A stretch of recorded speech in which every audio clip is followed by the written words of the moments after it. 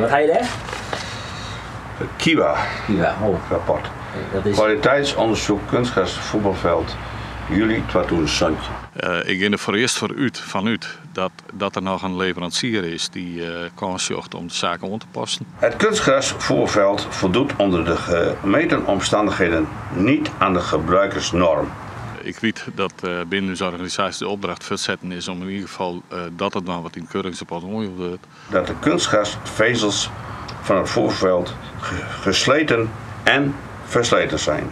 En ik hoop dat dat voor de 26e kan.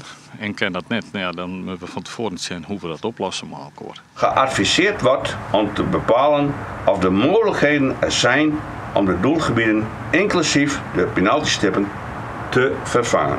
Wij volgen in ieder geval de oplossing in het keuringsrapport. Echter dient er rekening mee gehouden te worden dat het veld over 2 tot 3 jaar geheel vervangen moet worden. Daar ben ik dus in feite razend over. Want als we dat hele gebeuren vervangen willen, die hele toplaag, dan hebben we het rondom 2 ton.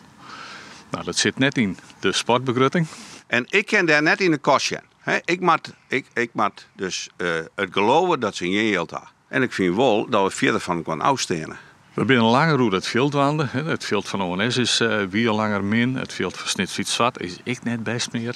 Die 2 clubs ben ik bij Malco importeer. Vind ik een tanken die je nou in dit stadium net waan kennen. Net relevant. Dat doorkruist dus de samenwerking wat al gevoelig leidt met de oude vereniging.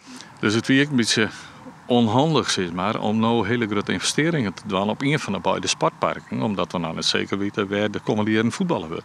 Dat willen wij eventueel financieren. Hebben we voorstelingen, hebben we nooit bij wat verjet. Dus de 16 in een soort dilemma van hoe lossen we dat op? Kun je hem garanderen dat zij die wedstrijd spelen kunnen? Nou, garanderen ken ik dat natuurlijk net. Maar als je steeds wat andere argumenten bent, daar heb ik ontzettend grote moeite mee. Dan ben ik klaar mee. Ik ben er klaar mee op dat merk.